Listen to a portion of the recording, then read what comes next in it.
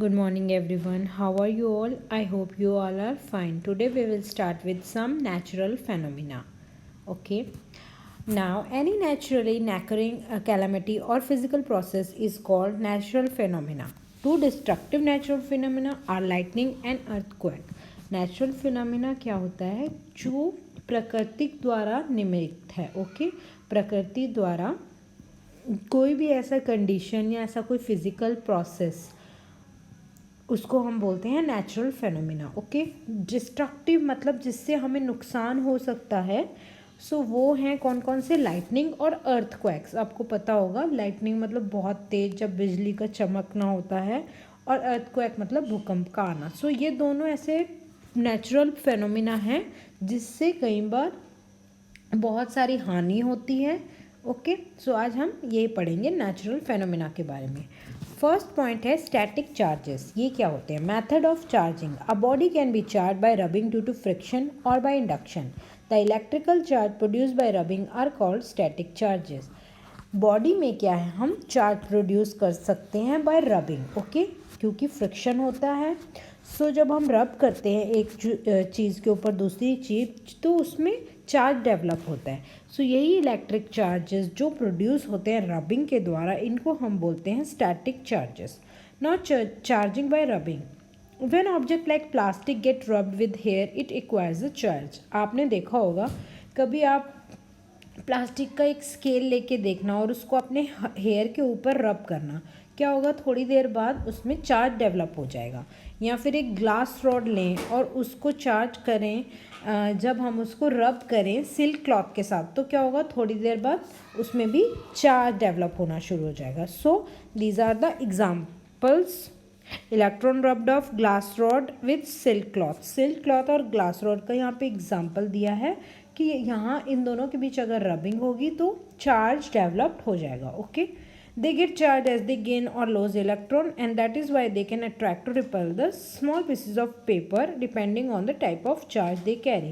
क्या होता है? इनमें चार्ज डेवलप हो जाता है, या तो इनको गेन करते हैं ये इलेक्ट्रॉन्स, या फिर लूज़ कर देते हैं. और इसी से जब आप देखेंगे कि जब आपने चार्ज डेवलप कर लिया सिल्क के साथ, जब आपने रबिंग की, तो उसके बाद जब आप पेपर रखेंगे उसके पास छोटे छोटे, तो वो उसको अट्रैक्ट करेगा. ओके, या रिपेल करेगा. तो इससे हम ये समझ जाएंगे कि इसमें चार्ज डेवलप हो चुका है.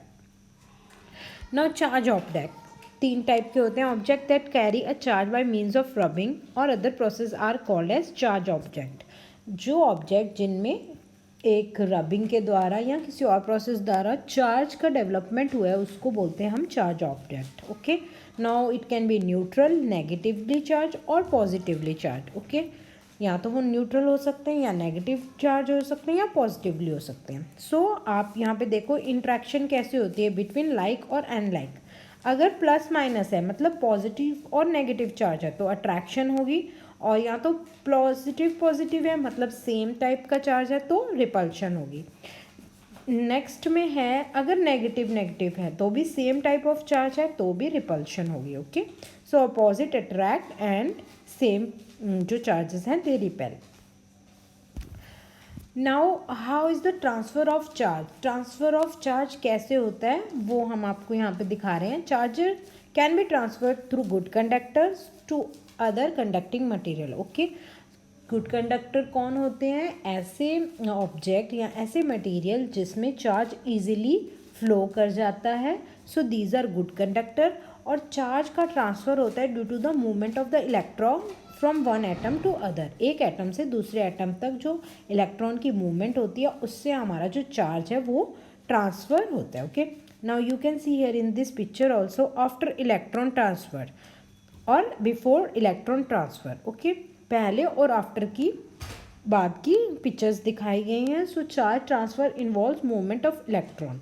इलेक्ट्रॉन की मूवमेंट हो रही है. ओके, ना इलेक्ट्रोस्कोप. इलेक्ट्रोस्कोप क्या होता है? It is a device that can detect the presence of charge. Okay, electroscope एक डिवाइस है जो हमें बता सकता है कि यहाँ पे चार्ज प्रेजेंट है. ओके, लाइक यहाँ आप देख रहे हो एक एक्टिविटी के द्वारा बताया गया है. चार्ज रॉड है, देन मेटल प्लेट है, गोल्ड फॉयल लीव्स हैं, ग्लास कंटेनर है. सो ये जितने भी आपको ये इलेक्ट्रोस्कोप के पार्ट्स दिखाएंगे. Okay. Now what are discharge object? When object lose their charge by transfer, they are known as the discharge object. कौन से होते हैं discharge object? जो object जिनमें अपनी चार्ज की जो ट्रांसफ़र से चार्ज आया है वो लूज़ कर जाते हैं, सो उसको हम बोलते हैं डिस्चार्ज हो गए, वो डिस्चार्ज ऑब्जेक्ट है. Now earthing. अर्थिंग क्या होता है? The process of transferring charge from a charge object to the earth is called earthing. Earthing क्या है?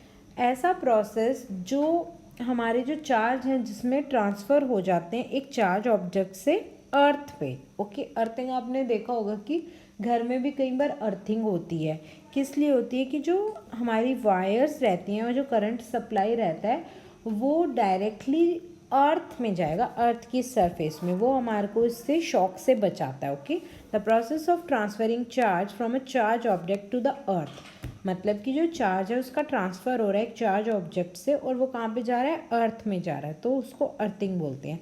As you can see here current के सप्लाई है, then live wires are there, उसके बाद एक इलेक्ट्रिकल इक्विपमेंट है और उससे न्यूट्रल वायर कनेक्टेड है. सो जो वायर है न्यूट्रल वायर वो हमने अर्थ से जब कनेक्ट कर दिया, सो वहाँ पे क्या हो गया? अर्थिंग हो गया. ओके.